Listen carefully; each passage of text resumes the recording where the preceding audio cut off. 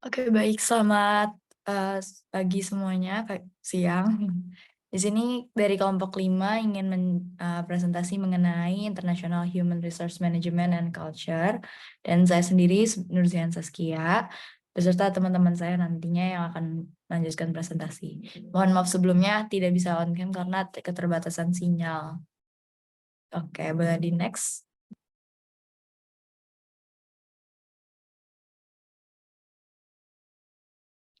Oke, di sini kita akan membahas 6 materi, lalu ada conclusion, serta nanti akan ada juga pembahasan mengenai case study. Boleh di next. Yang pertama mengenai the nature and importance of culture. Jadi bagaimana kultur itu sebenarnya dan apa pentingnya dari culture. Next. Oke, di sini sebelum kita memulai untuk membahas berbagai materi di dalamnya, kita harus mengetahui dulu sebenarnya culture itu tuh apa sih? Kultur itu apa? Dan culture ini kalau berdasarkan buku di sini dinyatakan bahwa merupakan sebuah karakteristik dari cara berperilaku dan bagaimana cara untuk mempercayai bahwa adanya perkembangan dan kesamaan yang terus berkembang dari waktu ke waktu pada sekelompok orang. Nah, di sini tuh kelompok itu dinyatakan sebagai kumpulan atau kumpulan dari orang-orang yang berasal dari beberapa negara atau wilayah dan menjadi seorang karyawan di perusahaan. Jadi dalam perusahaan ada beberapa orang yang berasal dari negara atau wilayah tertentu dan itu tuh dianggap menjadi kelompok orang yang disebutkan dalam pengertian culture ini. Nah, lalu dari setiap grup tersebut, dari setiap sekelompok orang tersebut, itu tuh pasti memiliki budaya-budayanya masing-masing. Dan setiap budaya itu tuh akan memberikan perasaan sebenarnya siapa sih mereka itu? Lalu bagaimana rasa belonging dari setiap masing-masing orang di dalam grup tersebut, dan culture ini tuh akan memberitahu bagaimana mereka harus berperilaku. Lalu untuk selanjutnya, budaya atau culture ini juga akan memberikan mereka kemampuan untuk beradaptasi dengan keadaan dan dengan keadaan tertentu, dan juga budaya ini tuh akan memberitahukan bahwa ini tuh bisa bermanfaat dan memberikan pengetahuan atau knowledge pada generasi selanjutnya, baik itu di perusahaan ataupun di kelompok tersebut itu sendiri. Lalu, eee, dengan adanya budaya ini, sebagai HR ataupun sebagai orang yang menghadapi atau berhadapan dengan sekelompok orang dengan asal yang sama dan memiliki kebudayaan yang sama, itu akan menjadi sebuah clue dan juga sebuah informasi bagaimana mereka harus, bersikap terhadap orang-orang baru yang berasal dari culture yang sama. Lalu dari budaya ini sendiri juga, akan mempengaruhi setiap aspek pada proses manajemen, di mana proses manajemen di sebuah perusahaan itu tuh akan dipengaruhi oleh budaya karena adanya, eee, adanya proses dan pertimbangan bagaimana cara berpikir dari seseorang, cara orang tersebut untuk memecahkan masalah terhadap kebudayaan tersebut juga, dan juga, budaya ini juga memberikan clue bagaimana harus membuat keputusan dari setiap proses manajemen yang ada. Boleh di-next?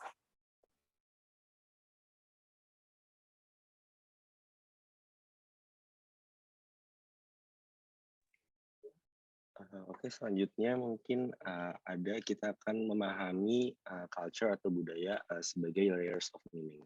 Jadi tadi sudah dijelaskan mengenai definisi budaya itu sendiri, tapi sebenarnya kalau misalnya kita untuk memahami budaya itu dapat dikatakan sebagai suatu hal yang sulit. Hal ini itu bisa menjadi rumit karena makna budaya itu sebenarnya berlapis-lapis.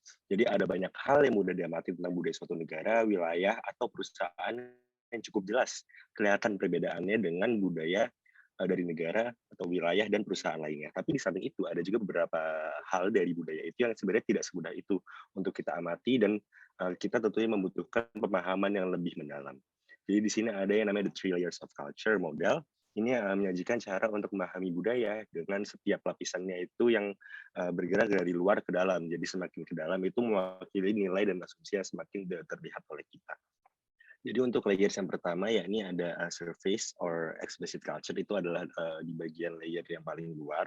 itu ada hal-hal yang mudah kita amati, mudah kita lihat dalam kehidupan sehari-hari. Contohnya seperti pakaian, makanan, cara makan, lalu juga arsitektur, adat istiadat seperti cara kita menyapa orang, lalu juga bahasa tubuh, gerak tubuh, etiket, dan juga pemberian hadiah. Jadi ini adalah hal-hal yang mudah kita lihat dalam kehidupan sehari dan mudah kita amati dari orang lain. Mungkin saya kasih contoh dari yang pemberian hadiah. Mungkin ini mungkin kita pikir kalau pemberian hadiah itu bukan suatu budaya yang cukup berarti gitu. Tapi sebenarnya pemberian hadiah ini itu cukup diperhatikan di beberapa negara.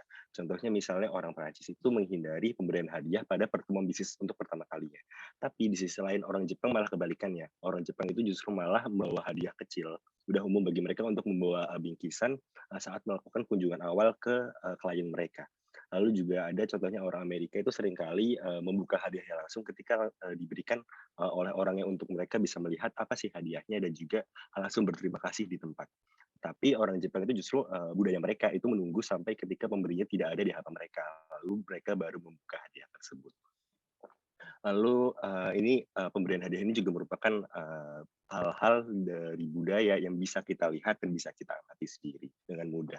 Lalu yang kedua ya ini hidden culture itu ada di bagian tengah, ini merupakan nilai-nilai yang tidak begitu mudah kita pahami tapi masih bisa kita lihat apabila kita cukup observant dalam memahami budaya dari orang lain yang kita hadapi. Contohnya ini ada nilai, agama, lalu juga ada filosofi tentang hal-hal di sekitar kita, tentang hal-hal cara kita menjalani hidup, dan juga pandangan mengenai apa yang benar dan juga apa yang salah. Lalu yang terakhir itu yang bagian core-nya itu adalah invisible or implicit culture. Jadi ini adalah uh, suatu bentuk dari budaya yang merupakan fondasi atau fundamental dari budaya-budaya yang ada di dunia saat ini. Ya, ini contohnya seperti kebenaran universal dari budaya dan juga dasar untuk semua nilai dan keyakinan budaya atau bisa kita sebut sebagai common sense dari apa yang benar, apa yang salah, dan segala hal yang mendasari budaya-budaya yang ada di saat ini. Lalu pendekatan dari pemahaman budaya ini, the three layers of culture ini itu banyak digunakan di berbagai bisnis sebagai perusahaan dan juga di dalam praktik international HR sendiri seperti contohnya dalam mempersiapkan karyawan untuk berbasis internasional, lalu juga ketika HR inter itu mengembangkan praktik kompensasi dan juga motivasi untuk mereka aplikasikan ke dalam operasi asing di luar negeri. Mungkin bisa di next.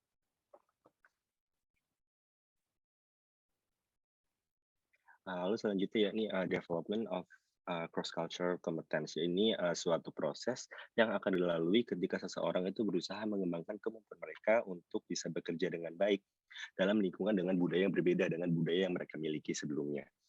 Ini ada beberapa stage, ada 3 stage. Sebenarnya yang pertama itu adalah awareness. Di sini kita akan membangun pengetahuan tentang perilaku dan nilai-nilai yang dimiliki oleh orang atau kelompok lain yang kita masuki. Lalu selanjutnya setelah kita bisa membangun awareness itu, bisa membangun pengetahuan pemahaman terhadap budaya yang berbeda, kita kemudian akan mulai respect. Kita akan berusaha untuk mengapresiasi, mulai beradaptasi, dan juga kita akan berusaha untuk bisa berintegrasi dengan perilaku dan sikap dari orang atau kelompok tersebut. Dengan mengasumsikan bahwa seseorang itu kita itu memang harus memahami dulu nilai-nilai dan keyakinan budaya dari orang lain sebelum kita dapat mengembangkan kehormatan dan juga atau apresiasi terhadap perbedaan yang dimiliki antara budaya kita dengan budaya orang lain tersebut.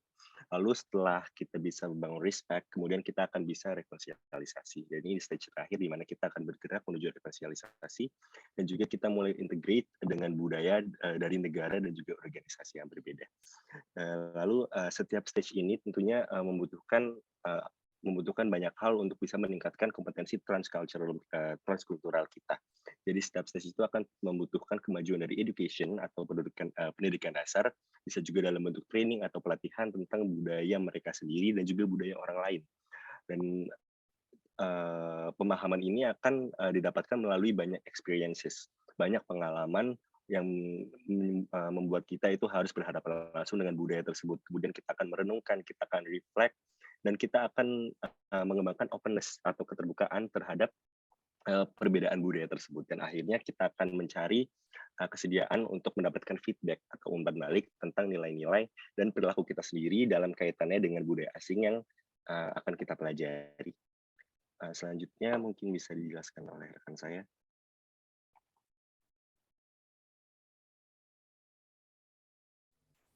Oke, selanjutnya kita akan membahas mengenai country and regional cultures. Jadi di sini setiap negara dan regional itu biasanya punya kecenderungan tertentu akan budaya. Nah, kita akan mengenalnya dalam subbab ini. Boleh next slide? Oke, jadi Gerd Hofstede melakukan penelitian mengenai budaya-budaya yang ada di negara-negara di dunia, dan ini dilaksanakan pada tahun 1991. Jadi Hofstede ini melakukan penelitian pada satu perusahaan yang bernama IBM, kalau kita semua udah banyak tahu karena terkenal, itu adalah International Business Machines, dan Hofstede melakukan penelitian pada perusahaan IBM ini yang tersebar di 53 negara. Dan dari 53 negara ini ada sangat banyak sampel yang diambil, sehingga disebutkan bahwa penelitian Gerd Hofstede ini adalah salah satu yang cukup bisa merefleksikan bagaimana budaya-budaya terjadi di seluruh negara.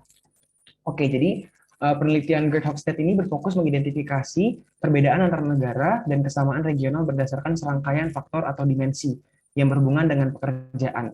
Jadi di sini ada 4, sebenarnya hanya 4, tapi ada 6 dimensi dari Gerd Hofstede. Cuma di sini akan ada penjelasan mengenai 4 yang menjadi poin-poin lebih penting dan utama. Yang pertama adalah degree of acceptance of power distance between bosses and subordinates. Jadi apakah ada penerimaan dari para anggota organisasi bahwa kekuasaan itu didistribusikan secara tidak merata. Jadi di antara bos dan bawahan itu ada jarak yang cukup berarti. Dan di sini ketika power distance-nya tinggi, maka anggota-anggota itu menerima bahwa memang mereka tidak apa-apa dengan keberadaan jarak dari kekuasaan tersebut. Oke, selanjutnya ada degree of individualism or collectivism. Jadi di sini melihat apakah ada tingkat saling ketergantungan di antara anggota atau di antara masyarakat. Jadi kalau di individualism itu, maka antara masyarakat itu ada karakteristik individualis. Jadi mereka tidak saling bergantung, bisa hidup sendiri-sendiri dan cenderung lebih suka melaksanakan segala sesuatu secara pribadi gitu. Tapi kalau kolektivisme ini mereka menyukai adanya kebersamaan dan saling bahu-membahu membangun sebuah tujuan bersama. Selanjutnya ada degree of masculinity or femininity in social values. Jadi di sini masculinity or femininity-nya ini bukan berarti yang kayak laki-laki dan perempuan dalam hal gender, tapi lebih ke arah kalau masculinity itu adalah memegang nilai-nilai yang jadi memegang nilai-nilai yang merefleksikan persaingan, prestasi dan kesuksesan. Dan jadi mereka eager to have kesuksesan dan prestasi gitu. Tapi kalau di femininity itu nilai-nilai yang dipegang oleh masyarakat itu didominasi oleh kepedulian akan sesama. Nah, jadi ini memberikan memberikan arahan kepada masyarakat bagaimana mereka mengambil keputusan ketika mereka punya trait masculinity atau mereka punya trait femininity. Nah, selanjutnya untuk degree yang keempat atau dimensi yang keempat adalah degree of uncertainty, avoidance, or tolerance for ambiguity. Jadi di sini organisasi itu melihat sejauh mana anggota masyarakatnya atau anggota organisasi itu merasa terancam oleh situasi yang ambigu dan tidak diketahui. Jadi kalau degree of uncertainty-nya tinggi, maka uncertainty avoidance-nya tinggi, maka mereka berusaha untuk menghindari ketidakpastian. Boleh next slide? Oke, mungkin boleh sebelumnya lagi, sorry. Sebelumnya lagi, oke. Jadi mungkin sedikit brief mengenai hasil dari research Gerd Hofstede di Indonesia. Jadi kalau di Indonesia sendiri itu kita punya power distance yang tinggi. Jadi kita punya budaya untuk bergantung kepada hierarki, bergantung pada atasan, dan kita nggak begitu masalah kalau punya pemimpin dan pemimpin kita memberikan direksi kepada kita dan kita melakukannya. Jadi Indonesia adalah power distance yang tinggi, bahkan termasuk yang paling tinggi. Selanjutnya untuk kolektivisme, kita punya karakteristik kolektivisme tinggi. Jadi orang Indonesia seperti yang kita ketahui tidak individualis, tapi sangat menjunjung tinggi kebersamaan. Selanjutnya ada preferensi rendahnya untuk menghindari ketidakpastian. Jadi orang Indonesia itu cenderung untuk menghindari ketidakpastian. Nah, di sini bukan hanya menghindari ketidakpastian, tetapi juga menghindari adanya perselisihan yang akhirnya juga menimbulkan ketidakpastian. Misalkan budaya Indonesia yang biasanya takut untuk ngomong kesalahan orang atau takut untuk mengungkapkan perasaan kita. Jadi ketakutan ini didasarkan pada ketakutan ini didasarkan pada fakta bahwa kita tidak mau ada konflik yang terjadi dan konflik ini menimbulkan ketidakpastian. Oke, jadi di dalam Gert Hofstede ini dia juga Gert Hofstede ini juga di dalam research Gert Hofstede ini, jadi dia juga menjelaskan bahwa setiap negara itu biasanya ada kecenderungan pengelompokan gitu. Jadi kayak ada Southeast Asia, jadi biasanya orang-orang Southeast Asia itu begini karakteristiknya, dan sehingga ini bisa membantu para pengambil keputusan di International HRM untuk melihat apa kebijakan yang bisa dilakukan, knowing satu kelompok tertentu itu punya karakteristik yang mirip-mirip gitu. Oke, boleh next slide. Nah, tadi udah research yang pertama, sekarang research yang kedua dari Post Trompeners. Jadi ini adalah studi dari 15.000 karyawan dari lebih dari 50 negara pada perusahaan Shell dengan kesimpulan yang keseluruhannya sangat mirip dengan studi Hofstede, bahwa setiap negara itu ada perbedaan karakteristik dan juga negara-negara tertentu jika dikelompokkan akan membentuk sebuah pengelompokan kecenderungan karakteristik yang sama. Oke, jadi walaupun dimensinya berbeda, tapi kesimpulannya mirip-mirip dengan studi Hofstede. Yang pertama ada dimensi universalisme versus partikularisme, dan ini menekankan pada aturan dan juga hubungan.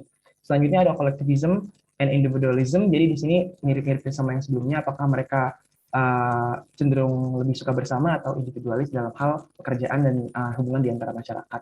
Selanjutnya rentang emosi, di mana di sini adalah rentang emosi, apakah mereka lebih cenderung emosinya netral-netral saja ataupun emosional yang diekspresikan kepada sesama kolega. Selanjutnya rentang keterlibatan dengan orang lain, apakah diffuse? Diffuse itu artinya apakah tersebar, kayak punya keterlibatan yang banyak dengan divisi-divisi lain atau dengan kelompok-kelompok masyarakat yang lain, atau mereka punya keterlibatan yang spesifik, jadi hanya di kelompok tertentu aja atau di dalam rentang pekerjaan tertentu aja.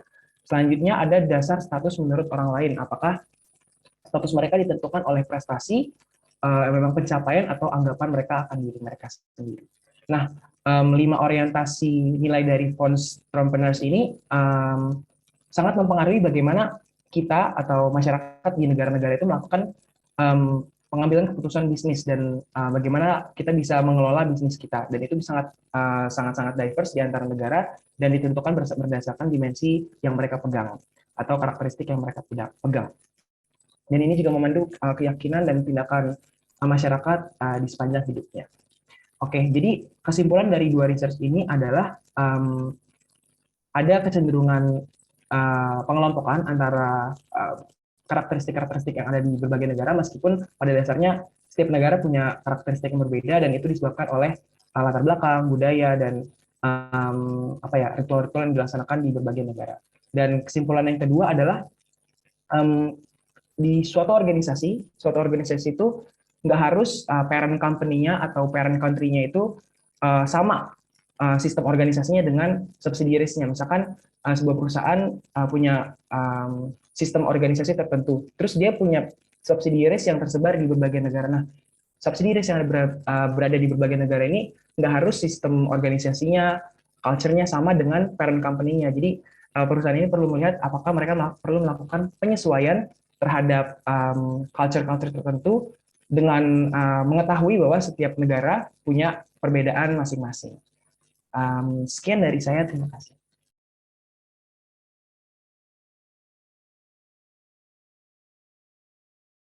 Baik, selanjutnya akan dilanjutkan oleh saya, Gina Salsabila. Nah, seperti yang telah dijelaskan oleh teman saya tadi, Timothy, berdasarkan research dari Hofstede dan juga Trompeners, jadi banyak banget para ahli itu akhirnya mengelompokkan negara-negara ke dalam beberapa cluster atau ke dalam beberapa grup tertentu untuk mengidentifikasi variabel-variabel tertentu yang dapat memudahkan pemahaman kita terkait perbedaan budaya. Jadi intinya itu kayak diambil garis besarnya dari karakteristik-karakteristik ini yang mirip gitu. Jadi ada beberapa grup, yaitu ada Anglo, Arab, Far Eastern, Germanic, Latin American, Latin European, Near Eastern, Nordic, sama Independent. Nah, untuk Indonesia sendiri itu masuk ke dalam kategori Far Eastern. Jadi country cultural cluster ini memudahkan firm yang mau go global untuk beradaptasi dalam menghadapi variasi dari budaya-budaya. Karena kan jumlah budaya itu banyak banget ya. Jadi dikelompokkan untuk melihat karakteristik yang paling menonjol gitu ibaratnya. Next. Nah, selanjutnya ini ada penelitian dari Gesteland, ini hasil observasinya. Jadi ada 4 pola umum perilaku cross-cultural business. Jadi observasi ini itu dapat meningkatkan pemahaman kita terkait international marketing, negotiating, dan juga managing. Nah, yang pertama ada deal focus versus relationship focus. Nah, kalau yang perilaku yang pertama ini, yang deal focus ini maksudnya adalah perusahaan itu fokus untuk mendapatkan deal terkait proyek tertentu gitu. Sedangkan kalau relationship focus ini perusahaan fokus untuk menjaga hubungan dengan pihak eksternal yang terkait. Nah, kemudian perilaku yang kedua ada informal versus formal culture. Nah, informal culture ini biasanya ditemukan di negara-negara yang menganut paham egalitarian. Jadi egalitarian itu kan maksudnya adalah setara. Jadi antar karyawan atau semua orang di perusahaan tersebut itu dianggap sederajat gitu atau setara. Sedangkan kalau formal culture ini lebih hierarkikal. Jadi ada seperti yang teman saya mention tadi, jadi ada yang namanya power distance. Jadi antara karyawan satu dan yang lainnya itu nggak setara. Jadi ada hierarki yang membatasi mereka gitu. Nah, kemudian perilaku yang ketiga ada rigid time atau monochronic versus fluid time atau polychronic. Jadi di negara yang menganut rigid time atau monochronic ini mereka itu sangat strict terhadap waktu gitu dan juga jadwal. Contohnya seperti negara Jepang gitu. Kemudian kalau fluid time ini atau polychronic lebih fleksibel terhadap waktu. Jadi mereka itu nggak terlalu strict terhadap waktu ataupun jadwal. Mereka lebih mementingkan hubungan dengan orang-orang di sekitarnya. Nah, perilaku yang keempat yaitu ada expressive versus reserve culture. Nah, ini tuh lebih ke gaya komunikasinya. Jadi kalau ekspresif ini lebih apa ya namanya mengekspresikan komunikasi mereka baik verbally maupun non verbal gitu. Nah, sedangkan kalau reserve culture ini bisa dibilang lebih pendiam gitu. Jadi gaya komunikasi yang berbeda ini kan akan sangat berbeda gitu dalam cara mereka melakukan bisnis, misalnya kayak bernegosiasi ataupun memanage orang gitu. Jadi ini merupakan 4 pola umum perilaku cross cultural business menurut Gesteland. Next. Nah, selanjutnya ada danger of oversimplification. Nah, tadi kan kita telah mengelompokkan beberapa negara ke dalam grup-grup tertentu yang dapat memudahkan kita untuk memahami garis besar kebudayaan mereka yang mirip gitu. Nah, tapi sebenarnya cross cultural clustering itu ada yang namanya gejala oversimplification. Jadi tuh karena kita melihat garis besarnya aja, kita jadi menyederhanakan karakteristik-karakteristik lain yang tidak begitu terlihat gitu, tapi berbeda gitu. Nah, menurut Brennan, jadi fokus dalam perbedaan negara ini terbagi ke dalam 2 level. Yang pertama, cross-cultural clustering tadi itu memberikan sedikit penjelasan terkait within group difference. Jadi kan tadi udah ada berbagai grup gitu ya. Nah, di dalam grup itu kan terdapat beberapa negara. Nah, di antara negara-negara di dalam grup itu, seperti yang telah saya jelaskan sebelumnya, kan sebenarnya tuh nggak begitu sama, mereka cuma mirip doang gitu. Jadinya kita cuma melihat sedikit perbedaan gitu di dalam within group difference-nya itu. Jadi kita menganggap negara-negara di dalam satu grup itu hampir sama gitu, meskipun memang mirip, tapi cukup menyederhanakan traits-traits yang nggak begitu terlihat tadi. Nah, selanjutnya cross-cultural clustering juga memberikan sedikit pemahaman tentang perubahan budaya. Nah, jadi cenderung memperlakukan budaya sebagai sesuatu yang statis gitu, padahal budaya itu kan dapat berubah seiring berjalannya waktu. Jadi kalau di the danger of oversimplification ini lebih ke tadi memberikan sedikit penjelasan terkait within group difference dan juga menganggap budaya itu sebagai sesuatu yang statis, padahal kan budaya sangat dinamis, berubah seiring dengan berjalannya waktu, seperti itu. Next.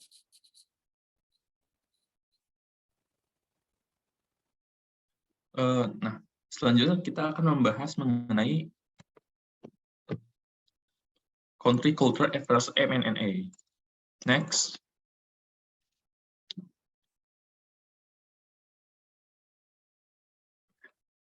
Jadi seperti negara yang mempunyai budaya yang unik, perusahaan ini juga memiliki budaya perusahaan yang umumnya itu unik. Nah, perusahaan ini umumnya itu memiliki kebanggaan atas budaya perusahaan tersebut. Tidak terkecuali juga perusahaan M&A atau multinational enterprise yang beroperasi di banyak negara. Nah, dalam banyak kasus ini, karena kebanggaan M&A terhadap budaya perusahaan itu, M&A itu menempatkan budaya perusahaan itu terkadang itu di atas budaya suatu negara, terutama saat terjadi konflik antara budaya perusahaan dan negara. Nah, untuk sebagai contoh itu, budaya negara itu umumnya akan mengaruhi budaya M&A juga, atau budaya perusahaan. Jadi misalnya sebuah perusahaan Eropa itu akan memilih gaya kepemimpinan egalitarian dan partisipatif. Sedangkan perusahaan yang home country itu dari Asia akan memilih loyalitas kelompok dan diskusi. Nah, hal ini itu tidak hanya dilakukan di home country, tapi juga di foreign subsidiary-nya. Meskipun terkadang pegawai dan manajer lokal itu tidak menerima dan juga tidak mengerti.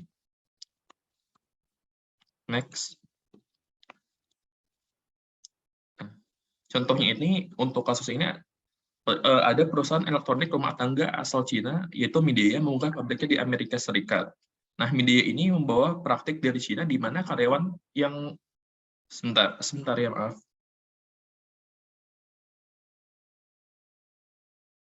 Ya, di mana kalau di pabrik Cina itu, karyawan yang tidak memenuhi target atau KPI atau performanya kurang baik itu akan ditampilkan di depan karyawan lainnya, sebagai pembelajaran. Nah, waktu praktek yang ini dibawa ke Amerika, ternyata praktek ini tidak disukai oleh karyawan di Amerika. Nah, menyadari hal ini, Midea itu mengganti praktek ini dengan yang sebelumnya menampilkan karyawan yang performanya rendah atau kurang baik, diganti dengan menampilkan karyawan yang terbaik untuk memotivasi karyawan lainnya. Next. Nah, selain itu kita juga membahas mengenai cultural convergence and divergence. Nah, dalam menjalankan bisnis secara internasional, perusahaan itu akan menemui isu di mana budaya perusahaan itu mengalami konvergen dan juga divergen. Convergen itu kurang lebih itu dapat dari istilah budaya itu menjadi sama, sedangkan divergen itu budaya itu menjauh atau berbeda dari budaya perusahaan asalnya. Nah, karena perusahaan ini juga akan menemui isu di mana standar atau cara bisnis itu berbeda dengan home country biasanya. Nah, contoh kasus dari cultural convergence and divergence ini adalah McDonald. Dengan operasi yang tersebar di banyak negara, McDonald ini menemui isu bagaimana sih cara menjaga standar dan berusaha mengadopsi lokal ide membuat praktik dan nilai lokal.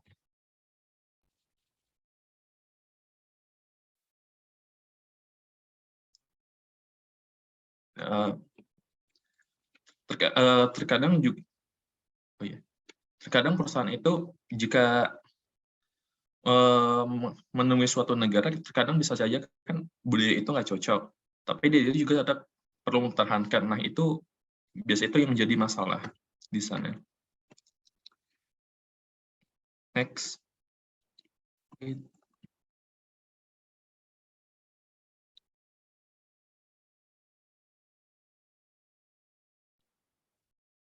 Balik ke slide sebelumnya dulu.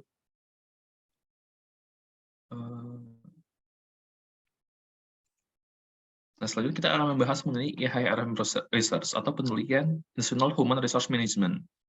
Nah, penelitian International Human Resource Management ini dimulai dikembangkan pada tahun 1970 seiring dengan ekspansi bisnis internasional. Nah, penelitian IHRM ini selama 1970 dan 1990 ini terbatas, dan bahkan sampai saat ini hanya merepresentasikan sebagian kecil dari penelitian di bidang SDM. Nah, sebagian besar penelitian IHRM ini mengadopsi sudut pandang Anglo atau Barat, dan karena bisa dikatakan sebagian besar penelitian IHRM ini dilakukan oleh peneliti dari Amerika, dan penelitian yang dilakukan di negara berkembang itu umumnya itu kurang diperhatikan atau diabaikan. Nah, Terus ada keterbatasan dana, waktu, dan hambatan lain itu menyebabkan penelitian IHRM ini kurang berkembang dibandingkan penelitian sumber daya manusia di yang fokus pada aspek lainnya. Next.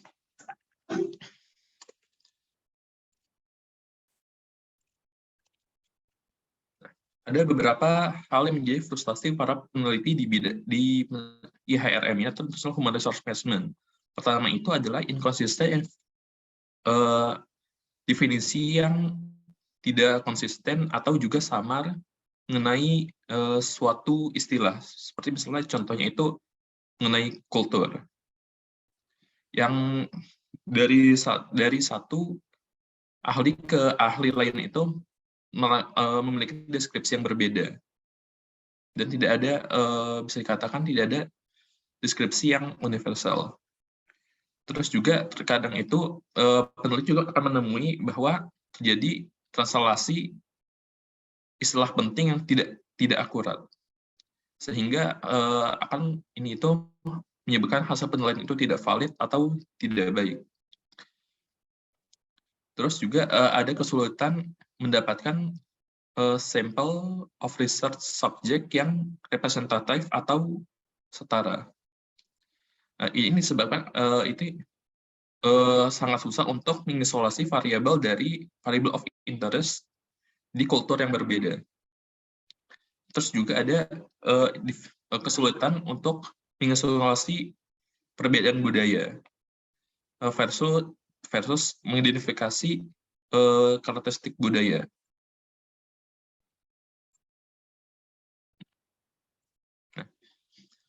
Ini itu Triform IHRM Research. Nah, untuk IHRM Research ini ada 3 jenis. Yang pertama ini cross-cultural, membandingkan dua budaya yang berbeda. Misalnya itu, contohnya itu kita membandingkan budaya misalnya dari Indonesia dengan Singapura atau Indonesia dengan Malaysia. Terus ada multikultural. Jadi ini membandingkan beberapa negara yang berbeda. Tidak hanya satu, ini lebih dari 2 negara dibandingkan. Misalnya kita membandingkan negara-negara yang ASEAN, misalnya membandingkan Indonesia, Malaysia, Singapura, Thailand, Filipina, dan sebagainya. Atau mungkin juga bisa beberapa negara yang mungkin secara geografi itu tidak berada di suatu kawasan. Misalnya kita bisa ngambil misalnya dari Afrika Selatan, Indonesia, terus mungkin Amerika Serikat, dan sebagainya. Terus yang terakhir itu bentuk dari IHRM Research ini adalah HR Practice in Other Country. Jadi kalau misalnya tadi kita sebelumnya membandingkan beberapa 2 atau lebih budaya yang berbeda, peneliti itu mendeskripsikan praktik HR di negara yang asing bagi peneliti. Sekian dari saya, terima kasih.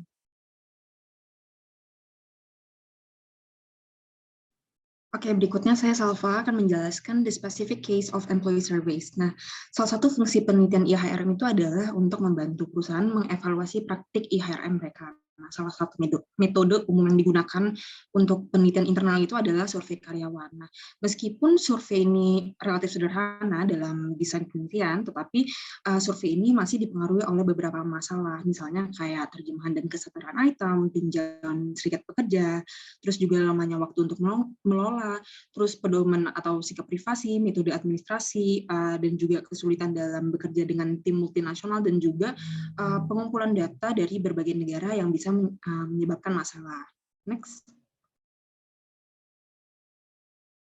Nah, kemudian ada basic assumption, jadi ini adalah model-model dasar atau asumsi-asumsi yang mendasari penelitian lintas budaya yang terbagi menjadi 3 kategori. Nah, perspektif peneliti ini ya tentu jelas akan mempengaruhi pendekatan apa yang akan diambil, terus juga jenis pertanyaannya, jenis data, informasi yang dicari, dan juga interpretasi hasilnya nanti.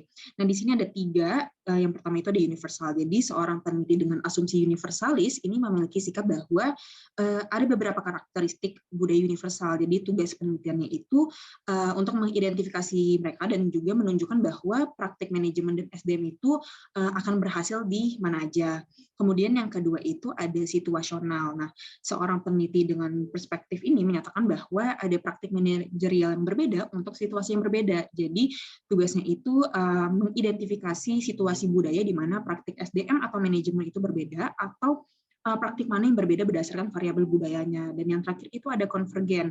Nah, jadi seorang peneliti dengan perspektif ini punya pandangan kalau misalnya negara-negara dengan latar belakang industri dan budaya yang sama itu akan menyatu ke seperangkat praktik manajemen yang sama ketika mereka mendekati tingkat kematangan ekonomi yang sama. Next. Nah, kemudian ada specific difficulties. Jadi ini ada beberapa alasan khusus kesulitan dalam melakukan penelitian manajemen internasional. Nah, yang pertama itu ada fokus khusus peneliti. Ada 2 fokus di sini. Yang pertama itu EMIC. Jadi EMIC itu mencoba mengidentifikasi aspek budaya tertentu dari konsep atau perilaku, kayak misalnya perbedaan antar budaya. Nah, yang kedua itu ada etik. Jadi ini mencoba mengidentifikasi aspek budaya secara umum yang dimana sama di semua budaya. Nah, ini ada istilah-istilah dari linguistik di mana ada namanya sistem fonemik. Jadi dia itu mendokumentasikan bunyi-bunyi bermakna yang spesifik untuk bahasa tertentu, dan ada juga sistem fonetik. Jadi itu mengatur semua bunyi yang memiliki makna dalam bahasa apapun. Nah, kedua pendekatan ini dia memberikan orientasi penelitian yang sah, tetapi kalau misalnya peneliti ini menggunakan pendekatan etika yang asumsinya universalitas lintas budaya, ketika ada sedikit atau tidak ada dukungan untuk melakukannya atau sebaliknya, itu membuat hasilnya tuh sulit untuk ditafsirkan atau mengarah pada kesalahan dalam desain ataupun juga interpretasi dari penelitian itu sendiri. Nah, kemudian yang kedua itu ada masalah bahasa. Nah, masalah bahasa ini adalah akar dari banyak masalah yang dihadapi dalam melakukan penelitian lintas negara ya, tapi ini akan dijelaskan lebih lanjut nanti di bab berikutnya. Nah, yang ketiga itu ada masalah pengukuran dan metodologis. Jadi, masalah pengukuran ini sering terjadi ketika melakukan penelitian dalam berbagai budaya atau bahasa. Ya. Nah, kenapa bahasa? Karena peneliti ini mencoba untuk mendapatkan kesetaraan dalam arti atau istilah dalam berbagai bahasa, terutama kalau misalnya penelitiannya itu kuesioner atau wawancara yang bisa buat kesalahan pengukuran. Nah, kesalahan pengukuran ini bisa muncul karena kesalahan dalam desain skala atau sifat matematis, terus juga masalah dalam validitas instrumennya, atau juga karena penerapan skala yang salah. Nah, ini adalah masalah metodologis yang umum yang bisa terjadi dalam semua jenis penelitian. Next.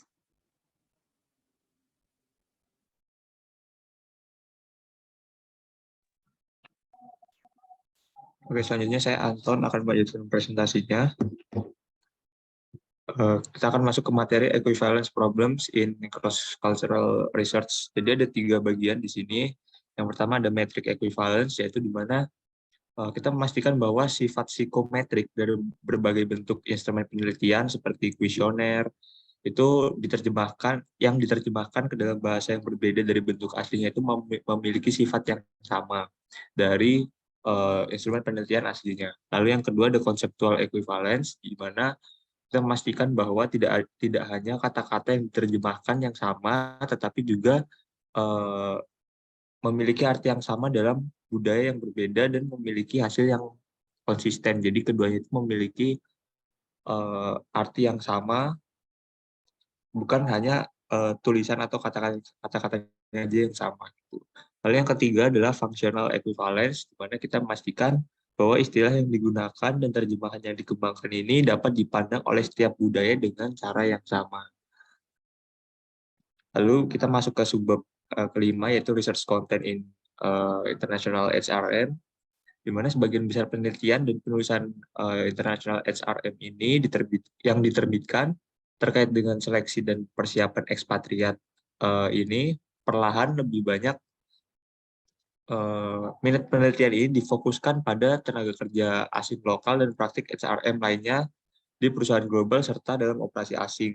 Jadi ada banyak praktik penting dalam IHRM ini yang mendapatkan perhatian lebih daripada peneliti dan penulis. Lanjut ke impact of culture on IHRM, di mana setiap aspek dalam bisnis internasional dan HRM internasional ini dipengaruhi oleh budaya nasional dan budaya organisasinya. Lalu berdasarkan buku, terdapat sebuah penelitian dari Society for Human Resource Management di US menunjukkan bahwa pengaruh budaya itu perlu dalam IHRM, meliputi praktik rekrutmen, membangun relasi bisnis, penggunaan multiple bahasa dan komunikasi, persepsi keadilan organisasi, pengambilan keputusan, performance evaluations, management and leadership development, pengembangan pola pikir global, dan perspektif tentang karir lintas budaya. Lalu yang terakhir kita masuk ke kesimpulan, di mana bab ini itu menjelaskan konsep budaya nasional dan perusahaan global, serta membahas betapa pentingnya dua hal tersebut untuk keberhasilan bisnis internasional dan SRM internasional. Dan bab ini juga menjelaskan pentingnya budaya dalam IHRM dan pengaruhnya, di mana perbedaan budaya ini membuat bisnis internasional dan SRM internasional lebih menantang dan lebih kompleks. Selanjutnya kita masuk ke study case yang pertama.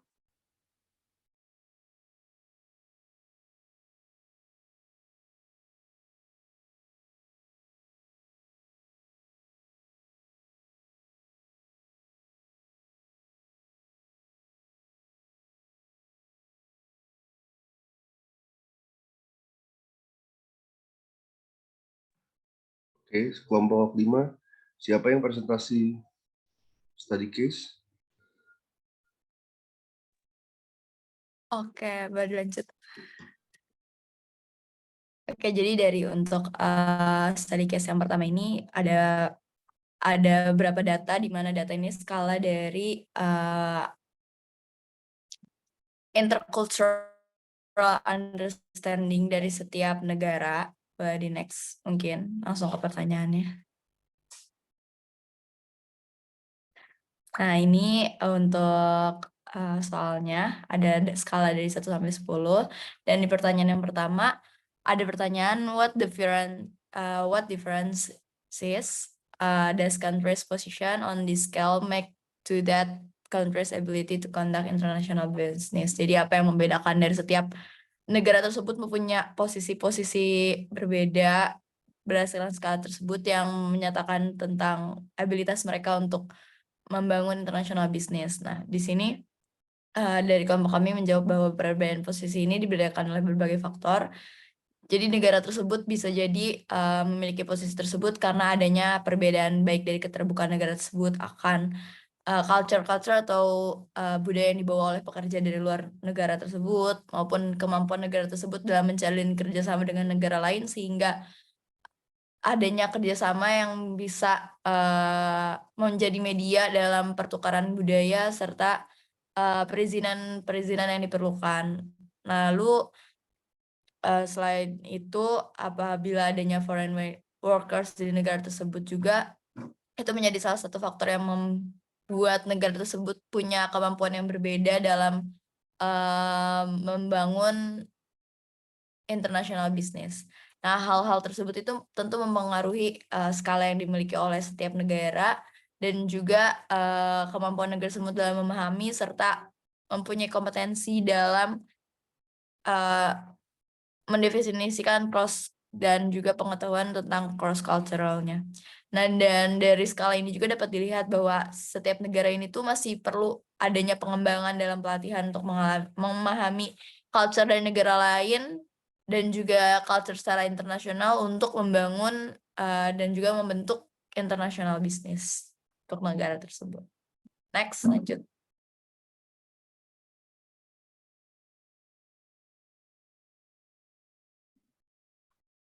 Selanjutnya untuk pertanyaan yang kedua di case study yang pertama, pertanyaannya ya ini, the survey was completed a few years ago. If global executive were surveyed today, would the result be different? Jadi and why? Jadi apakah apabila survei ini diadakan pada tahun ini, apakah hasil akan berbeda dengan hasil survei yang tadi ada dijelaskan sebelumnya? Jadi dari kelompok kami sendiri jawabannya ini ya, tentunya akan berbeda karena setiap eksekutif, terutama global eksekutif, tentunya ingin meningkatkan pemahaman budaya mereka dalam perusahaan mereka. Perusahaan juga tujuan dari perusahaan itu juga ingin memperluas skala pasar mereka ke arah global dengan tujuan mengembangkan ekonomi negara mereka masing-masing, atau tujuannya ini go global. Selain itu, perusahaan juga memiliki tujuan untuk menarik investor untuk datang ke negara tersebut dan membangun bisnis di sana. Nah, jadi apabila eksekutif itu dapat meningkatkan pemahaman antar budaya mereka atau intercultural understanding mereka, itu berarti perusahaan-perusahaan di negara tersebut itu memiliki pengetahuan yang lebih mendalam dalam memahami orang lain dengan budaya yang berbeda pula. Dengan demikian, cross-cultural kompetensi mereka juga akan meningkat, dan itu menunjukkan bahwa mereka dapat menjalankan bisnis mereka dengan lancar dalam operasi asing. Dan tentunya apabila cross cultural competency mereka tinggi, itu akan menarik para foreign workers dan juga foreign investors untuk datang ke negara tersebut dan membantu proses bisnis mereka. Selanjutnya mungkin bisa dijelaskan oleh rekan saya. Terima kasih. Oke, selanjutnya, what can a country do to improve its level of cross-cultural competency? Jadi di sini bagaimana caranya supaya negara itu bisa meningkat gitu cross-cultural competency. Jadi salah satu cara untuk memperkuat cross-cultural competency itu adalah dengan diversity training. Jadi di sini mereka bisa membantu, mereka ini maksudnya bisa dalam hal organisasi, manajer ataupun negara, untuk membantu pekerja memahami tradisi, kepercayaan, dan perilaku yang umumnya dimiliki bersama di antara kelompok tertentu. Ini maksudnya yang udah dijelaskan sebelumnya, kayak ada pengelompokan kecenderungan, karakteristik di nationality yang berbeda. Nah, ini juga bisa dengan cara memberikan keterampilan untuk memanfaatkan keberagaman budaya yang ada di tempat kerja. Jadi yang pertama tadi pemahaman akan tradisi, kepercayaan, dan budayanya, dan yang kedua memberikan bantuan pelatihan keterampilan supaya mereka bisa melihat keberagaman budaya itu sebagai sebuah advantage. Jadi yang pertama itu adalah memiliki pikiran yang terbuka. Terus selanjutnya menjadi peka terhadap orang lain, mudah beradaptasi, menunjukkan rasa kerendahan hati, lalu bertoleransi, melibatkan dan merayakan keberhasilan orang lain atau kelompok lain. Dan di sini dalam konteks culture lain. Nah, selain itu juga masih ada banyak hal-hal praktis yang bisa kita lakukan untuk meningkatkan kompetensi tersebut dengan punya good sense of humor. Jadi kayak jangan terlalu kaku gitu kalau kita sama culture yang lain atau sama nationality yang lain, dan juga positive thinking, dan masih ada banyak keterampilan lainnya yang bisa diasah. Tapi ini dari sisi praktis. Kalau kita lihat dari sisi yang lebih holistik gitu dari pemerintah, kita juga bisa menerapkan apa yang udah pemerintah lakukan. Misalkan BUMN sekarang udah punya nilai yang diselaraskan, maksudnya diintegrasikan, yaitu akhlak. Dan kalau pemerintah mau dan menjadikan cross-cultural competency ini menjadi sebuah keunggulan Indonesia, di mana kita menerima berbagai perbedaan itu, maka pemerintah juga bisa dalam tanda kurung memasukkan nilai tersebut ke BUMN atau jajaran pemerintah atau bahkan ke perusahaan-perusahaan publik yang terdaftar di BE. Menurut kami itu. Sekian dari nomor 3, selanjutnya akan dilanjutkan oleh saya. Selanjutnya untuk nomor 4 itu pertanyaannya adalah apa peran HRM dalam perusahaan untuk terkait meningkatkan cross-cultural competency. Nah, kalau di nomor 3 sebelumnya itu kan di tingkat negara ya. Kalau di nomor 4 ini lebih ke perusahaan. Nah, sama seperti di nomor 3, jadi di perusahaan itu HRM dapat menyediakan program pelatihan bagi karyawan untuk meningkatkan pemahaman cross-cultural. Nah, tentunya program pelatihan ini tuh dapat disesuaikan dengan kebutuhan dan urgensi perusahaan. Misalnya, perusahaan berencana untuk ekspansi ke negara A, maka perusahaan dapat menyediakan pelatihan yang dapat meningkatkan pemahaman karyawan terkait budaya di negara A tersebut. Nah, selain itu, HRM juga dapat menciptakan atau menyesuaikan peraturan atau SOP perusahaan yang mengedepankan praktik dari cross-cultural kompetensi. Jadi, selain diberikan training, perilaku-perilaku yang mencerminkan pemahaman terkait negara A tersebut bisa diintegrasikan ke dalam SOP perusahaan terkait gitu. Jadi karyawan pun tahu apa yang harus mereka lakukan ketika berhadapan dengan karyawan dari perusahaan A. Nah, selain itu melalui program-program tersebut, karyawan itu diharapkan dapat meningkatkan cross-cultural kompetensinya. Jadi, perusahaan dapat melakukan ekspansi bisnis secara global. Next. Selanjutnya kita akan masuk ke studi case 2. Employee that spark outright at sourcing factory in China. Next. Nah ini ya. Nah, jadi untuk study case ini, secara singkat ini, pada tahun 2009 ini, ada employee Foxconn berumur 25 tahun ini melakukan bunuh diri dengan melompat dari apartemennya.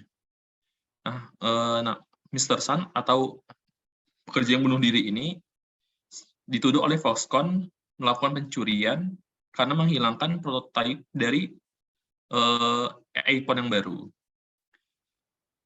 Nah, Mr. Sun ini melaporkan ke temannya bahwa dia itu sebelum ini dipukuli dan dipermalukan oleh satpam pabriknya.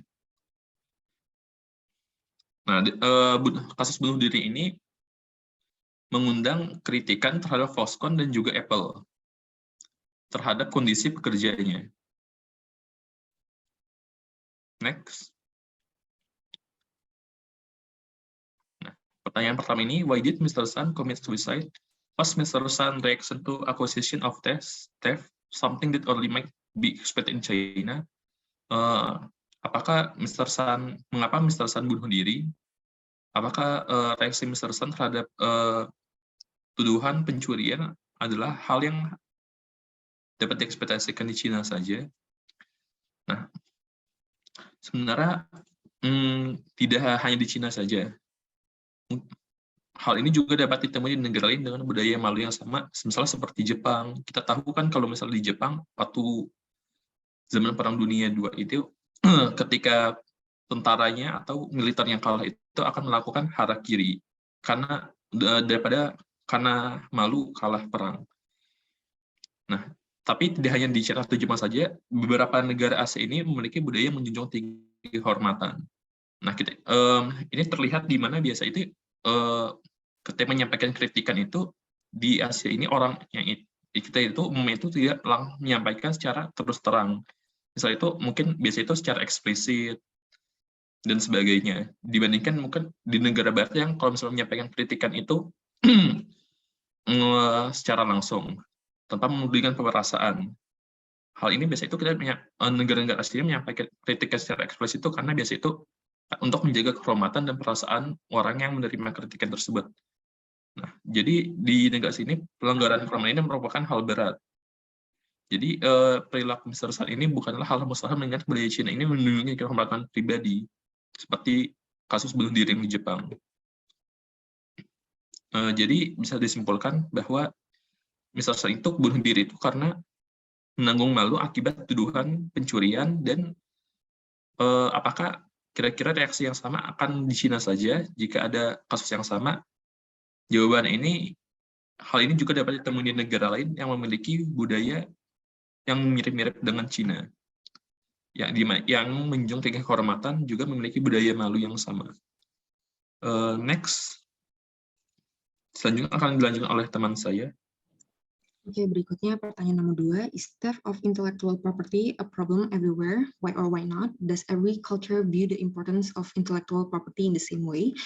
Nah, menurut kami, iya, karena pencurian kekayaan intelektual itu menjadi masalah karena menyebabkan dampak pada ekonomi, investasi, transfer teknologi, beban biaya kepada pemerintah dan masyarakat, dan juga biaya untuk konsumen dan biaya untuk bisnisnya. Nah, kenapa masalah? Karena ini juga bisa merugikan salah satu pihak bisnis di mana harganya itu bisa lebih murah dan untuk membeli yang palsu dengan kualitas yang tinggi dan harga yang terjangkau daripada ya beli yang aslinya gitu. Misalnya kalau di case ini kayak konsumennya beli iPhone replika itu kan hanya membayar harga yang jauh lebih murah dari aslinya. Nah, pertanyaan lanjutannya itu apakah setiap budaya memandang pentingnya kekayaan intelektual dengan cara yang sama? Nah, menurut kami tidak, karena itu tergantung pada perlindungan hak kekayaan intelektual di setiap negaranya. Jadi kurangnya undang-undang tentang kekayaan intelektual itu bisa menjadikan pencurian kekayaan intelektual itu akan terjadi di mana aja. Next.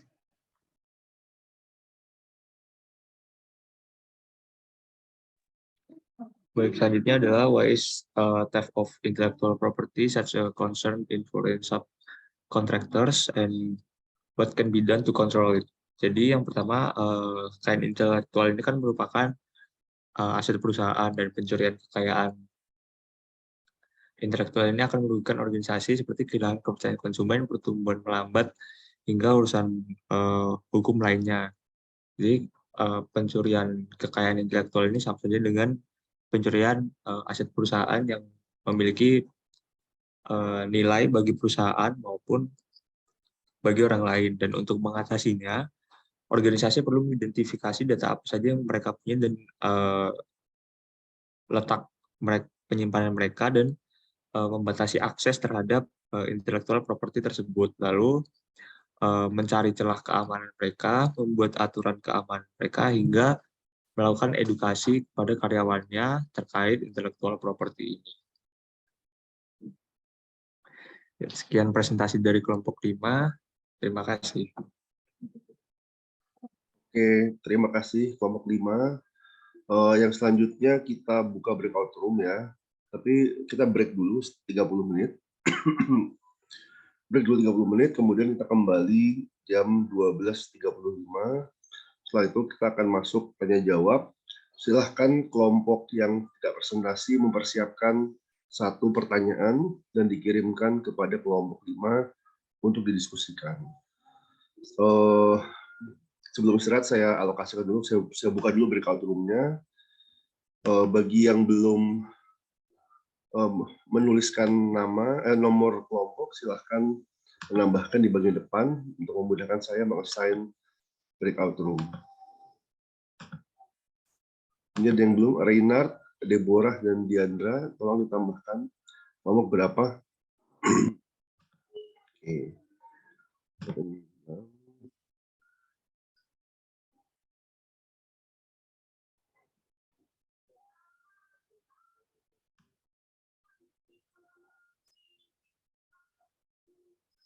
Kita istirahat sampai jam 12.35.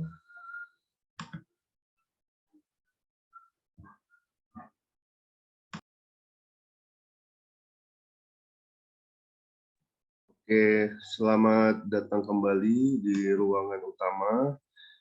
Selanjutnya kelompok 5 akan memulai menjawab pertanyaan yang sudah ditanyakan. Di sini dijawab per kelompok 1 pertanyaan dulu, kemudian setelah itu baru dijawab pertanyaan kedua dari masing-masing kelompok. Kemudian saya persilahkan kelompok 5 untuk memulai jawaban. Mohon jangan lupa dirangkum pertanyaan dan juga jawabannya dan diserahkan ke saya setelah perkuliahan.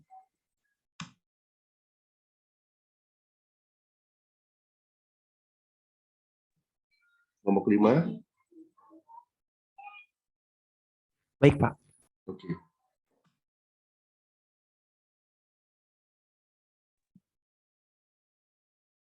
Nah, saya akan menjawab pertanyaan Dias Andriani Sebentar ya, Pak. Saya izin share screen dulu. dari kelompok 2.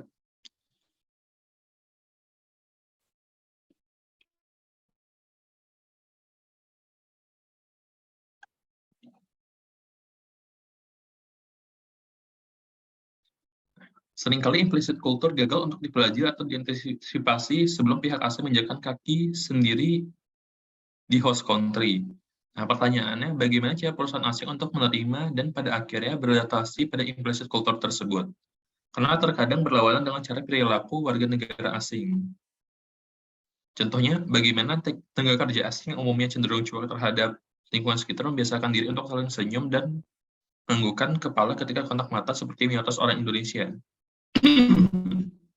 Nah, untuk mengatasi masalah, ada pihak asing yang datang dari budaya yang berbeda, itu umumnya itu perusahaan itu mengadakan cultural training ini, mengajarkan bagaimana kurang lebih itu berhubungan dengan pihak yang memiliki budaya yang berbeda.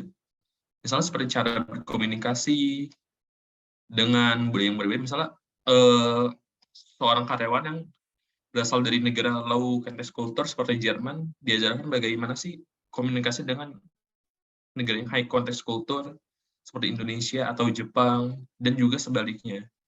Bagaimana kalau misalnya kita yang dari negara seperti Indonesia yang low high context culture udah hubungan atau berkomunikasi dengan negara yang low context culture, yang kalau menyampaikan sesuatu itu secara face value atau secara langsung, tidak menyampaikan secara implisit. Nah, culture training itu bisa mengatasi hal tersebut. Jadi, karyawan yang nantinya akan berhubungan dengan pihak yang memiliki budaya beda itu setidaknya memiliki pengetahuan atau know-how bagaimana sih caranya berhubungan dengan baik. Setidaknya itu udah mengurangi friksi atau mungkin kemungkinan konflik. Nah, cara lainnya juga, mau nggak mau juga itu harus dipraktikkan.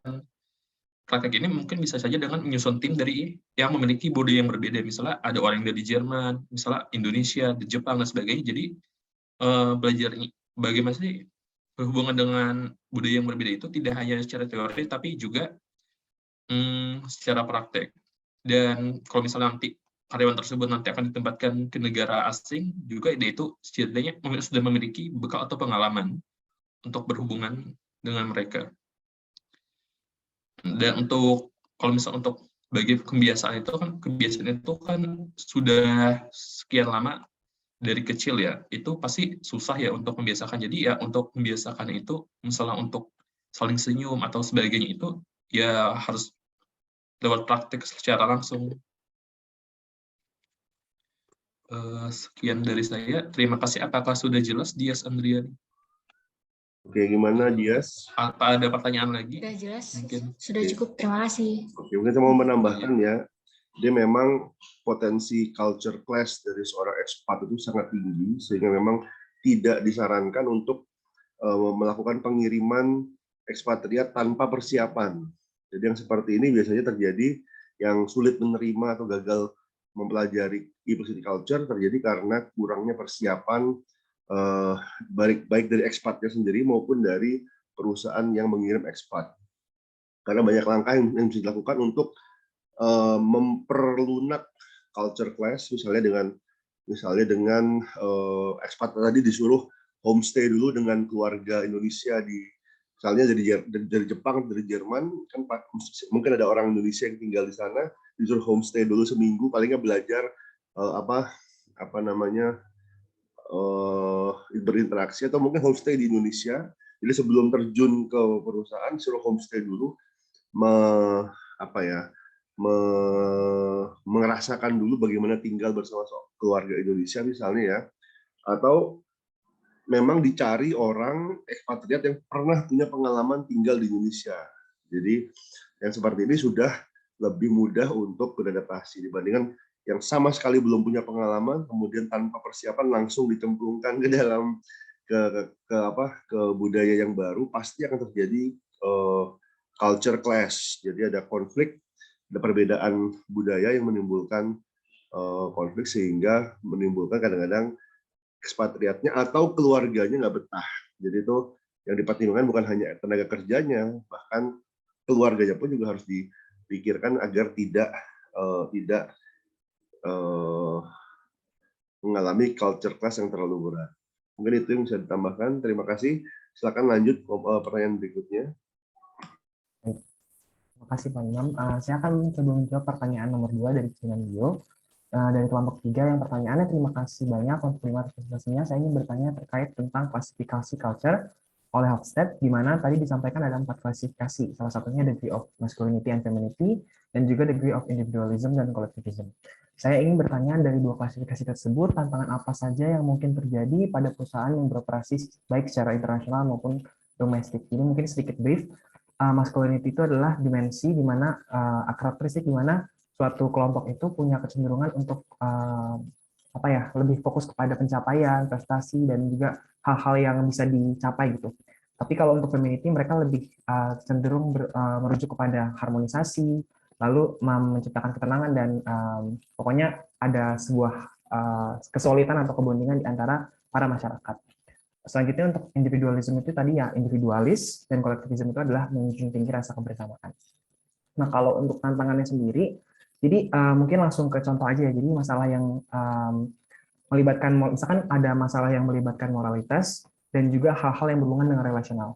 Nah dimensi maskulin ini yang pertama maskulin ya. Masyarakat maskulin ini cenderung mengambil keputusan yang rasional, yang menghasilkan keuntungan, dan akibatnya permasalahan moral bisa jadi taruhannya.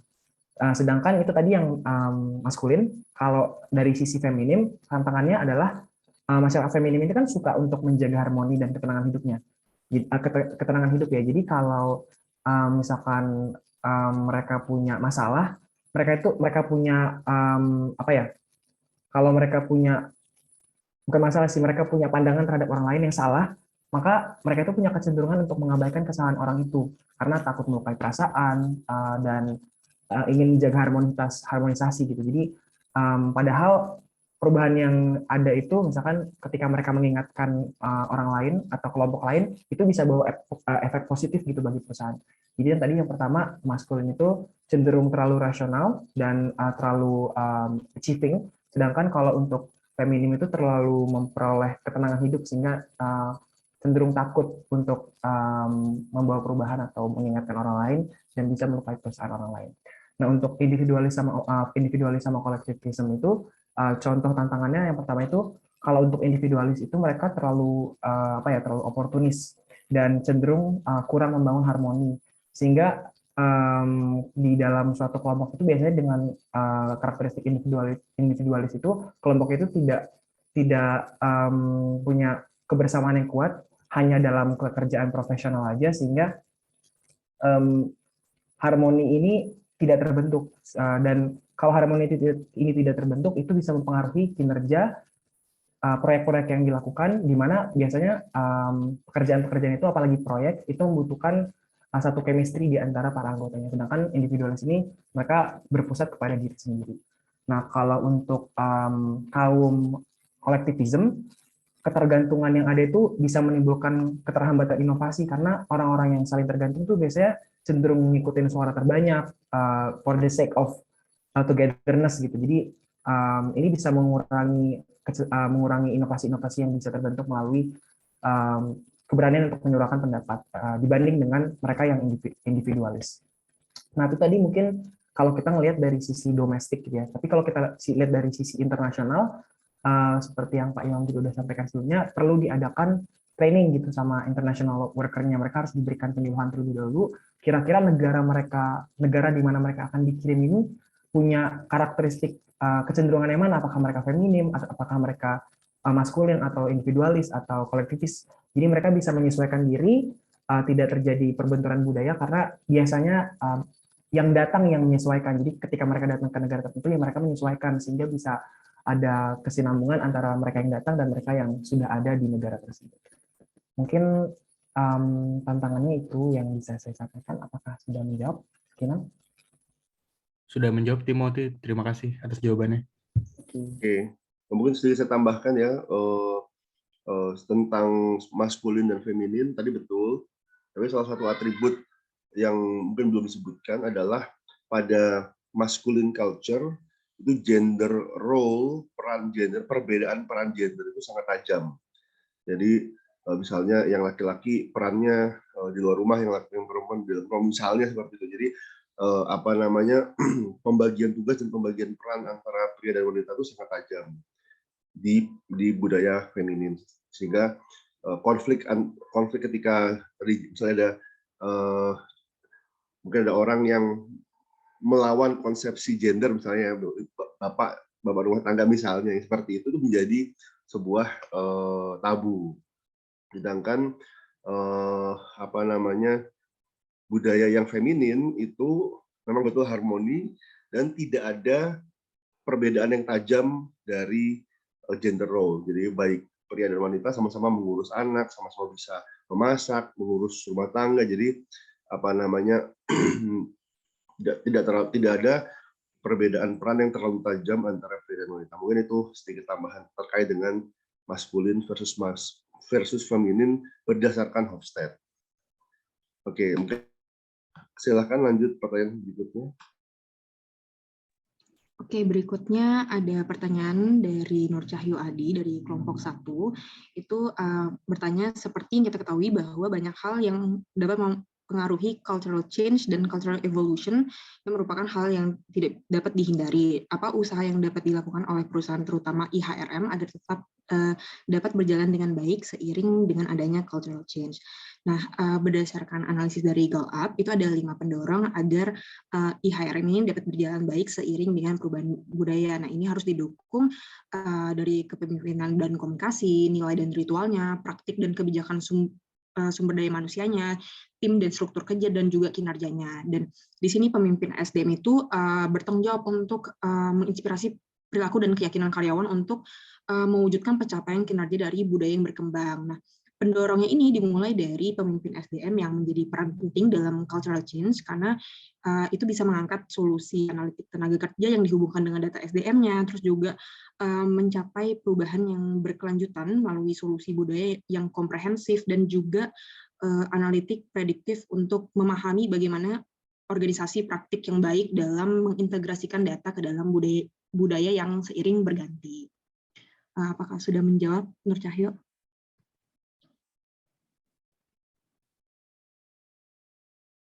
Gimana Nur Cahyo? Oke, mungkin selanjut ke pertanyaan berikutnya. Baik, selanjutnya ada pertanyaan dari kelompok 2. Jadi di sini Desra bertanya, dijelaskan dalam presentasi kalau misalnya beberapa perusahaan melakukan pembagian atau pengelompokan karyawan berdasarkan karakteristik yang sama, seperti sesama negara Far Eastern, Arab, atau lainnya. Bukankah dengan melakukan pengelompokan pembagian tersebut bisa menyebabkan adanya gap antar karakteristik yang berbeda yang dapat mempengaruhi pengambilan keputusan IHRM perusahaan? Apa yang bisa perusahaan lakukan untuk mengurangi gap antar karakteristik tersebut? Nah, jadi seperti yang telah saya jelaskan sebelumnya, jadi memang pengelompokan negara tersebut atau cross-cultural clustering itu memang ada negatifnya gitu. Nah, itu dinamakan the danger of oversimplification. Jadi, sama seperti yang Desra bilang, kalau memang dengan di grup seperti itu tuh dapat tidak melihat karakteristik-karakteristik lainnya gitu. Nah, itu memang benar. Jadi, tapi untuk cross-cultural clustering ini, fungsinya itu memang untuk mengkategorikan budaya-budaya yang mirip ke dalam sebuah grup gitu. Jadi untuk melihat kemiripan antar negara lain gitu. Jadi kita lebih gampang untuk memahami perbedaan budayanya. Jadi lebih untuk melihat garis besarnya gitu. Negara yang Arab itu seperti apa, yang Far Eastern seperti apa. Nah, jadinya hanya sampai situ aja gitu. Tapi kalau misalnya untuk melihat lebih spesifik ke negara tertentu, tentunya IHRM perusahaan itu harus melakukan riset lebih lanjut gitu. Jadi cross-cultural clustering ini cuma tools untuk perusahaan aja untuk melihat kesamaan satu negara dengan lainnya gitu, sesuai dengan variabel-variabel tertentu. Seperti itu, Destra. Apakah sudah menjawab? Oke, sudah menjawab. Terima kasih, Gina. Oke, terima kasih. Ini saya sih tambahkan ya, jadi tentang clustering betul, memang digunakan untuk mempermudah manajemen, jadi kelompok-kelompok tertentu, tapi bahayanya adalah kalau kita melakukan stereotyping. Jadi stereotyping kita pukul rata, seakan-akan orang dari latar belakang ini seperti ini, nah seperti itu tanpa ada dasar penelitian, dasar ilmiah yang kuat, maka itu sangat berbahaya, malah bisa kontraproduktif terhadap IHRM gitu. Misalnya kita punya konsepsi terkait dengan latar belakang etnis atau latar belakang negara, itu bahkan bisa menjadi diskriminasi, dan itu bahkan bisa dituntut ketika praktek SDM secara eksplisit melakukan diskriminasi berdasarkan stereotyping tersebut. Jadi boleh dilakukan dengan hati-hati, jangan sampai mempengaruhi treatment terhadap treatment dan opportunities terhadap individu karyawan. Oke, mungkin itu. Silakan dilanjutkan. Baik, selanjutnya saya akan menjawab pertanyaan dari Glenn Thomas dari kelompok 4. Jadi pertanyaannya, menurut kelompok kalian mana yang lebih baik dari keberlangsungan perusahaan, khususnya perusahaan multinasional? Apakah unified culture atau culture yang seragam atau diseragamkan, atau diverse culture, atau kultur yang dibiarkan beragam seperti saja? Dan apa hubungannya dengan working performance-nya, dan juga hubungannya dengan koordinasi dari perusahaan tersebut. Jadi kalau misalnya menurut kelompok kami, karena ini kita berbicara kasusnya mengenai perusahaan multinasional, di mana perusahaan multinasional kita ketahui bahwa dari working forces-nya sendiri itu amat sangat beragam, bisa dari banyak negara, dari banyak culture yang berbeda-beda, dan tingkat diversitasnya amat sangat tinggi. Maka dari itu untuk perusahaan multinasional mungkin lebih baik untuk mempertahankan diverse culture mereka atau kultur yang beragam, akan tapi dengan catatan bahwa kultur yang beragam itu tetap dari perusahaan, mereka harus ada suatu program untuk align tujuan ataupun sudut pandang daripada orang-orang tersebut agar bisa bersama-sama memajukan perusahaan atau istilahnya kayak ya tetap satu tujuan walaupun latar belakang ataupun pandangan mereka berbeda-beda begitu. Dan kaitannya dengan working performance sendiri, jadi sebenarnya ada banyak sekali benefit apabila perusahaan itu memiliki cultural diversity dalam workplace mereka. Jadi kultur yang amat sangat diverse itu bisa meningkatkan kreativitas daripada para pekerjanya, di mana dengan kreativitas yang tinggi itu mereka akan membantu perusahaan dalam solving the problems dan juga dalam decision making mereka. Karena dengan mereka memiliki latar belakang yang berbeda, dengan mereka memiliki point of view yang berbeda-beda, mereka juga bisa mensumbangsikan apa yang mereka pikirkan kepada perusahaan, sehingga perusahaan memiliki banyak sekali sudut pandang dalam menyelesaikan problem ataupun dalam menentukan suatu kebijakan yang ingin mereka ambil. Nah, begitu untuk Glenn Thomas, apakah ada pertanyaan tambahan atau sudah cukup? Sudah cukup, Sean. Terima kasih. Oke, memang betul ya. Jadi apakah seragam ataukah bervariasi? Ini sebenarnya keputusan yang sangat strategik ya. Kenapa? Karena tergantung dari strategi perusahaan. Apakah perusahaan ingin misalnya cost efficiency. Jadi kalau misalnya memang ingin cost efficiency, ingin meminimalisir konflik, ingin meminimalisir inefisiensi, maka penyeragaman budaya itu akan mendukung ke arah situ. Kenapa? Karena tidak ada karena tidak ada konflik, tidak ada perbedaan pendapat, pikirannya seragam semua. At the cost of innovation, karena tadi dengan budaya yang seragam, dengan pola pikir yang tidak bervariasi, tidak ada dorongan untuk berinovasi, tidak ada dorongan untuk berkreasi. Ini terjadi di IBM. Jadi IBM tahun 80, tahun 90 dia merajai sektor komputer ya, tapi dia sangat homogen budaya, bahkan dia ada di berbagai negara di dunia, tapi dimanapun cabangnya mereka memastikan budayanya sama, bahkan artifak, jadi bagian seragamnya bahkan ada seragam, sehingga seorang mantan kepala cabang IBM ya pernah bilang, orang IBM kalau menjemput sesama orang IBM di bandara, nggak usah pakai pelang nama, cukup lihat kostumnya, lihat bajunya, lihat dasi, lihat sepatu, wah ini pasti orang IBM. Saking seragamnya budaya mereka. Tapi akibatnya adalah IBM ketinggalan banyak sekali peluang inovasi, sehingga tertinggal di dalam industri PC ya, sehingga banyak inovasi yang muncul dari IBM tapi dimanfaatkan di luar IBM. Kenapa? Karena orang IBM terlalu homogen untuk berinovasi menggunakan inovasi tersebut di dalam bisnis model IBM, karena merasa sudah dominan. Nah sekarang ketika sudah disadari bahwa budaya yang terlalu seragam tadi itu mengorbankan kreativitas dan inovasi, mereka mulai lebih mencair, lebih memperbolehkan masing-masing cabang, masing-masing negara memiliki budaya yang slightly different, tapi memang masih memiliki core culture dari IBM, tapi mungkin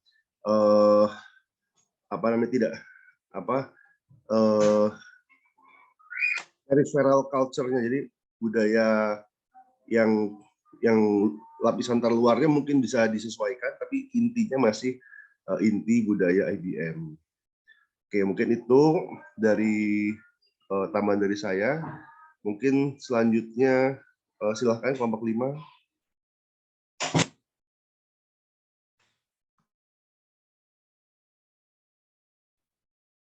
Baik, selanjutnya saya Anton akan menjawab pertanyaan dari Merlin dari kelompok 4. Pertanyaannya adalah, multinational company pasti memiliki culture perusahaan yang universally accepted bagi semua employee-nya. Namun dari sudut pandang IARM, bagaimana mensosialisasikan culture perusahaan tersebut dengan baik, mengingat setiap employee pasti memiliki hidden culture dan implicit culture yang berbeda-beda. Jadi untuk bisa mensosialisasikan culture perusahaan dengan baik ini, kepada setiap karyawan, HR perlu menciptakan komunikasi yang efektif antara HR dengan karyawannya, dan HR perlu menjalin kedekatan dengan karyawan agar bisa mengetahui karakteristik karyawan tersebut dan mengetahui unsur perbedaan budaya antara perusahaan dengan karyawannya. Jika sudah mengetahui karakteristik antara karyawan dengan karakteristik karyawannya, maka HR bisa mengetahui unsur perbedaan budaya antara perusahaan dengan karyawan dan bisa mensosialisasikan culture perusahaan tersebut yang memiliki yang berbeda dari culture karyawannya dengan baik dan sesuai dengan karakteristik karyawannya. Apakah menjawab, Merlin?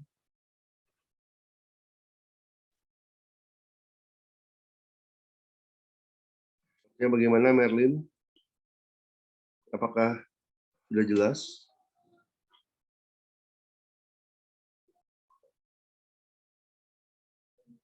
Merlin? Oke, lanjut saja dulu. Kelompok berikutnya.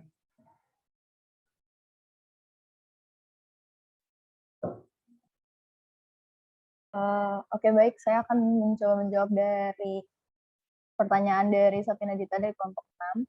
Di sini pertanyaannya, apakah menurut kelompok presiden degree of uncertainty, avoidance, or tolerance for ambiguity dapat menyebabkan karyawan memilih untuk resign daripada mengkonfrontasi sebuah konflik.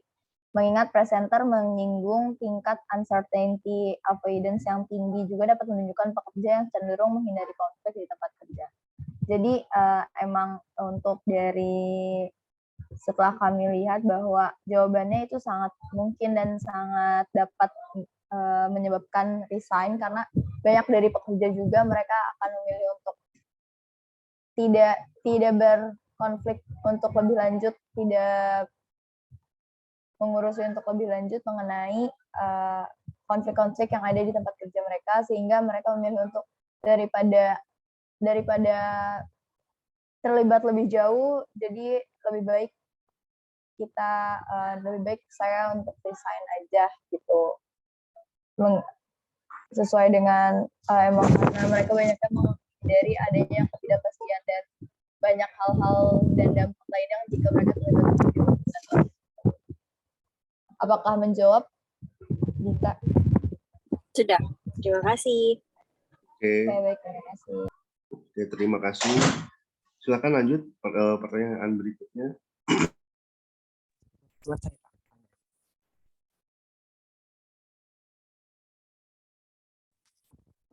Sudah terjawab semua, Pak. Oh, udah semua? Ada kelompok yang belum bertanya mungkin? Sudah semua ya? Udah, Pak. Oke, kalau begitu mungkin saya tutup saja ya. Jadi budaya organisasi ini adalah hal yang sangat penting bagi HRM. Kenapa? Karena budaya itu menjadi guideline terhadap perilaku karyawan. Bahkan lebih powerful ketimbang peraturan perusahaan. Artinya ketika ada aspek peraturan tertulis yang bertentangan dengan budaya organisasi, seringkali orang lebih mengikuti budaya ketimbang peraturan tertulis. Jadi walaupun tidak formal, tidak tertulis, tapi lebih budaya seseorang itu lebih kuat, lebih dalam pengaruhnya ketimbang apa yang tertulis. Itu poin yang penting. Yang kedua adalah budaya itu ada berbagai macam level, dan semua punya pengaruh. Ada budaya organisasi, ada budaya negara, ada budaya daerah, bahkan ke Indonesia kita ada banyak suku, ada banyak etnis, masing-masing punya budaya sendiri-sendiri. Kemudian kita punya budaya Indonesia secara keseluruhan, kita punya budaya organisasi, misalnya Universitas Indonesia ada budayanya sendiri, bahkan fakultas ekonomi ada budayanya sendiri. Jadi ada berbagai macam level budaya dan masing-masing memiliki tingkat kekuatan yang berbeda-beda. Jadi dan perilaku kita sangat disesuaikan dengan konteks.